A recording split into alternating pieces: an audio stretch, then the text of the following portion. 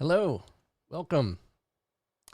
Today we're going to be talking about the complete list of contracts your business needs when you get started. Now, the truth is that even if you've started and you don't have some of these, now is a really good time to get those taken care of because you can't go back in time and fix things, especially if there's potential for a lawsuit or some sort of liability that you don't want. Contracts are not something you can do in arrears. It's just not typically possible. There are some exceptions to that, but for the most part, you have to do a contract before you enter into an agreement. So, in case you're wondering, in case you haven't been here before, if you're new, my name is Taylor Darcy from Think Legal, where I help you create the business of your dreams. So, welcome. I am excited that you are here. In fact, I think that deserves some. That's right, confetti. Woohoo! Just kidding. I'm just messing around. I'm happy to have you here. Please don't forget to hit subscribe and like. Hit that bell icon to be notified of when I go live if you haven't done so already. I'd greatly appreciate it because you know what? I would love for you to come and show and be here because, well, I'm talking to you, like you personally. When I go live, I don't just think about everybody in the world. I think about you, the businesses that I get to help each and every day. And so I do this so that I can help more businesses because, well, they need help, like especially the businesses that I help. So please join me live to get your questions answered. We go live every Monday through Friday, except for holidays and, the occasional jury duty. Yeah, that's right. I got jury duty. July 27th, I get to report for jury duty. Woohoo! I am very excited about that. In fact, that deserves another confetti. Yes. I should get different confetti for that. Hold on. Let me try a different one. Let's try this one. Woo! Party, jury duty. I'm so excited. And I know I'm a bit of a geek when it comes to that because, well, serving on a jury is what most people would think was not fun, but I enjoy it, seeing how counsel discusses issues, how they're able to frame the things. So I am very excited that I get to talk to, that I get to go to jury duty. So I will not be having a live show on that's a Tuesday, July 27th. Interestingly enough, the jury duty summons was awfully short. Like we got it in the mail and it's just a few weeks later. So it's kind of usually it's a couple of months, but for whatever reason they moved it up. It's super short. I'm sure it has a lot to do with the pandemic and them trying to get cases off their docket. So, all right, well, let's get started, shall we?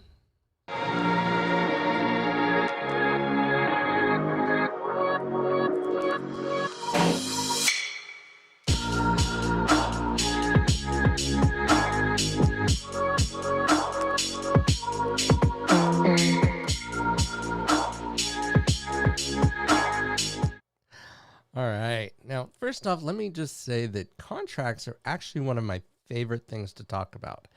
And there's a lot of good reasons for them. And most importantly, because contracts are so versatile. Like they have so many things that you can do with them that you can't really get anywhere else in life. Like when you do a contract, instead of looking at it as, oh my gosh, I have to do a contract or I have to hire someone to do a contract, this is a very unique opportunity. There I go again, saying very unique. You can't be very unique. You're unique. Anyway, it's a unique opportunity to define exactly what you want out of that relationship. How often does that happen in life? Most of the time it's like, whatever, you have to take it or leave it. We'll talk about those types of contracts. We'll also talk about other things that you just don't get the choice with. So when you think about contracts, if you reframe the issue, okay, there are certain default things in life that you just have to accept, right? You have to accept the way that the laws are when it comes to the speed limit or when it comes to crimes, right? Those are things that you can't change, theoretically. There are ways, but we're not going to go there. For instance, right now, there's a recall effort for Governor Newsom in California. I'm not agreeing or disagreeing with it. I'm simply saying that that exists. That doesn't happen very often. In fact, it's only happened in one other time in the history of California, and that was Gray Davis, and that was over driver's licenses. And this was over how Governor Newsom handled the pandemic. So the reason why I love contracts so much is because you get to sit down and think about your ideal relationship that you want to have with your clients, with your customers, whatever context. And we're going to talk about those. And so it's such a freeing opportunity to truly put in writing what it is you want. So take the opportunity, do the thing that you're going to do to make sure that you're protected, but also the relationship is exactly what you want as a business owner. So the first type of contract that you're going to want depends on your business. If you are a service-oriented business, then it's going to be a service contract. If you are a manufacturing or product sales business, you're going to want a good sales contract for goods. Now, the goods are governed by what's called the UCC, Uniform Commercial Code. Service goods or services are governed by common law, just to kind of give you a little bit of context.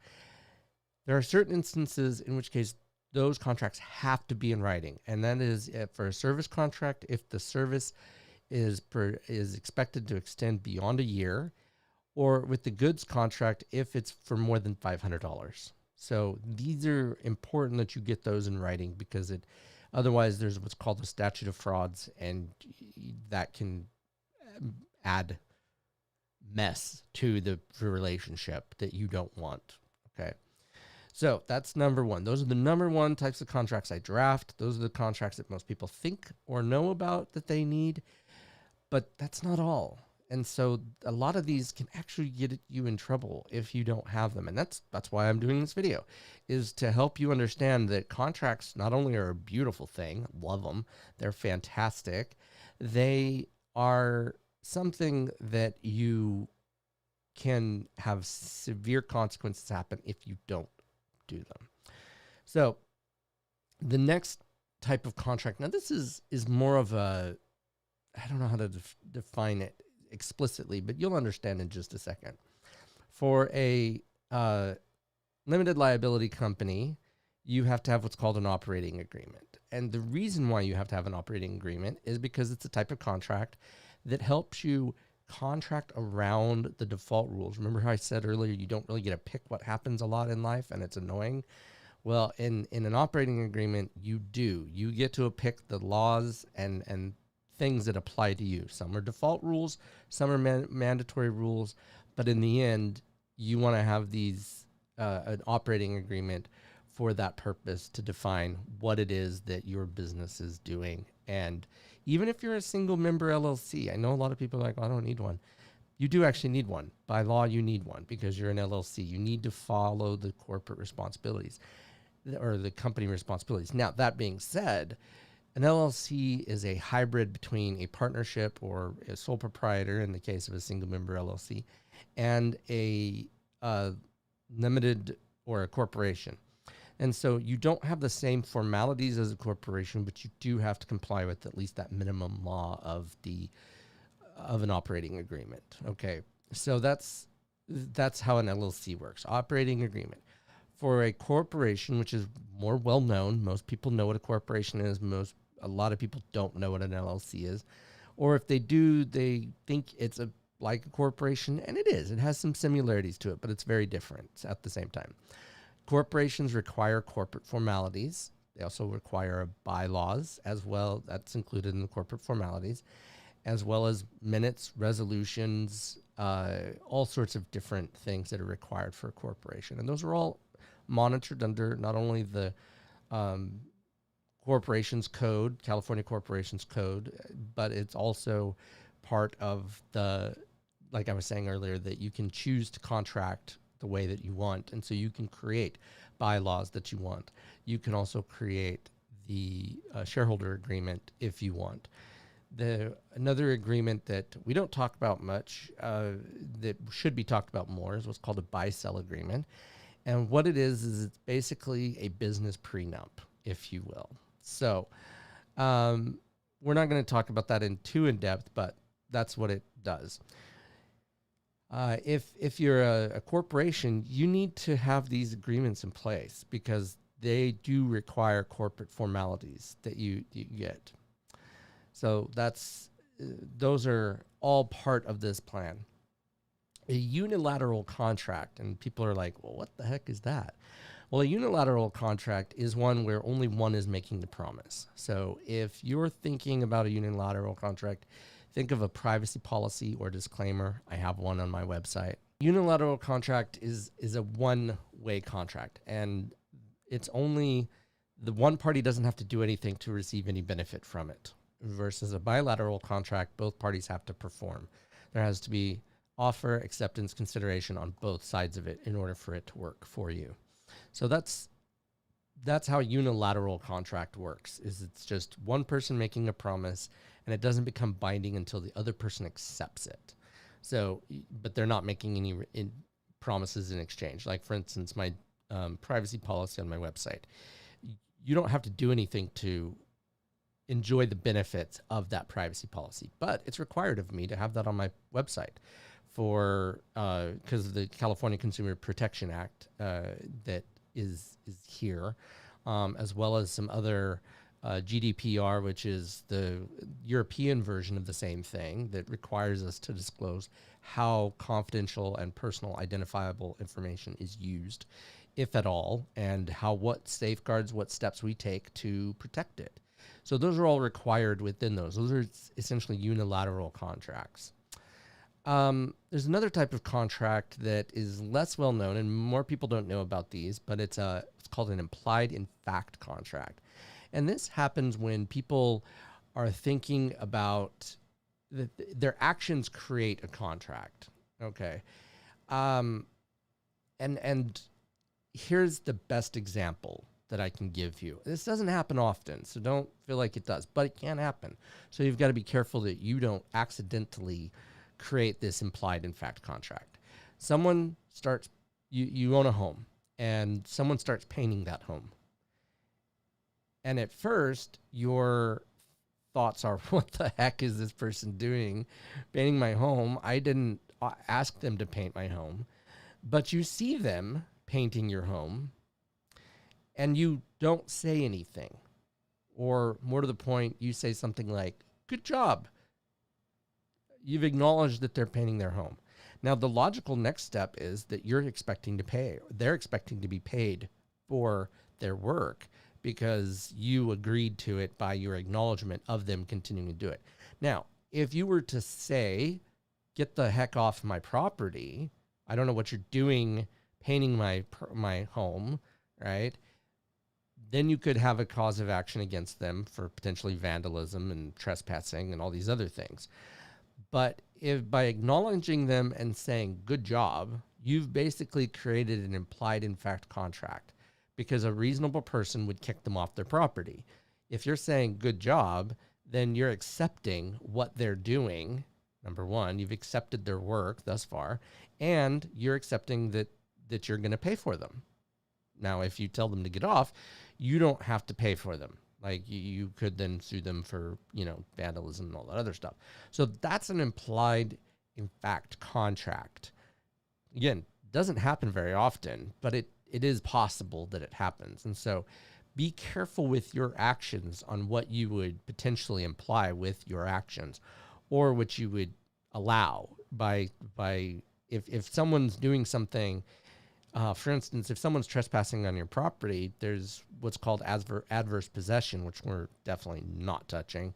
But part of it is that you need to tell them that they are trespassing, or that you are giving them permission to be on the property, because that takes out one of the elements of adverse possession. So it's kind of, again, these are things that don't happen very often, but it's just good to be aware of stuff, especially in business. So be careful on what you're sending and what you're giving out. The next thing is a simple contract. Now this happens like, for instance, on the back of a napkin, I owe you $2,500 and you accept it. That's a very simple contract. Both people don't need to sign, but they have to agree that those are the terms. I owe you $2,500 for the amazing week in Vegas, something like that. Now, simple contracts are easier to get out of. I don't like them. Not only are they easier to get out of, but they're less likely to be upheld by the court system, simply because the meeting of the minds may not have been there. There may have been some issues with the contract, with some capacity issues. So I don't like simple contracts for that reason. They exist, but don't really care for them. Contrary to popular belief, oral contracts are binding as long as both parties agree. And that's one of the big issues, is that both parties may not agree. Okay, both parties may be like, he said this or she said that. It becomes really hard to enforce oral contracts, which is why, as an attorney, I always recommend having written contracts. Always, always, always, always have written contracts, if at all possible. I get there's sometimes that you can't, but those are my general rules. Now, here's some lesser known contracts that they happen, and you have to be careful with them, but they're, again, not common. And I say these you want to avoid at all costs. So this one, there's the ones that you need, and then the ones that you really don't need and that you have to be careful about. An unconscionable contract. Okay, it's where there's unequal bargaining power between the two parties. Think if you were dealing with Warren Buffett, right, or Bill Gates, or someone of that nature, and they put every contract term that they could that was advantageous to them, but left you with nothing or virtually nothing, and expected you to perform based on that. So there's procedurally unconscionable, and then there's substantive unconscionable contracts. And these are just basically an unfair contract, too one-sided. And I mean, it's got to be very unsided, very, very fair one-sided contract. There we go. Because that's what creates it. It can't just be, oh, I don't like it. Okay, it has to be something that's unfair, like really, really super duper. Someone forced you into signing a contract that you wouldn't necessarily sign given the situation. The next one is kind of similar, but not. I mean, it's very close, but they're two different things. What's called a contract of adhesion. And a contract of adhesion is you have very little options, and you have to take the option that they're giving you. And it's a take it or leave it typical situation. And so a contract of adhesion is something you want to not only avoid signing, but also avoid doing, right? Because you don't want that contract that you're doing to be hurtful to your client, customer, or other party. I'll give you a good for instance. There was a wedding photographer I once reviewed a contract of, and it was weird. Like, you could tell he had drafted it or he or she, I'm pretty sure it was a he, I don't remember now, but it's been a while ago. But it was very one-sided and really only benefited the photographer. Like, they had to do this, they had to do that. It was really super rigid. It didn't really create a great relationship with his potential. I told him to find a new photographer because I was looking at it for a friend, because it wasn't a fair contract. And so that's the type of thing that you want to avoid when you're drafting, or when your attorney is drafting a contract, is that it's so one-sided that it's not fair to both sides, and that it creates a already negative issue with the relationship. That's why when I look at contracts, I draft them in favor of my client. I'm not going to say that, but I keep my mind on what's fair to the other party. Because if it's not fair to the other party, then it could end you up in court unnecessarily. So you want to have an attorney that's drafting, that gets the deal done, that isn't so difficult that you're frustrated, and that your clients are frustrated too, because that just creates unnecessary havoc between you and your business, and it could lose you business as well. So you need to have a balanced contract between all of these things. So this is it. This is the complete list of contracts that you need or need to avoid, whichever case you want to go. If you don't have these, please, by all means, contact an attorney or myself. My website is thinklegalpc.com, and I would be happy to take a look at your contracts to get an idea of what you're looking at and see to make improvements for them. If you've gotten value out of this video, don't forget to hit subscribe and like. And know that we go live Monday through Friday, except for holidays and the occasional oops day. Have a great one. Talk to you soon.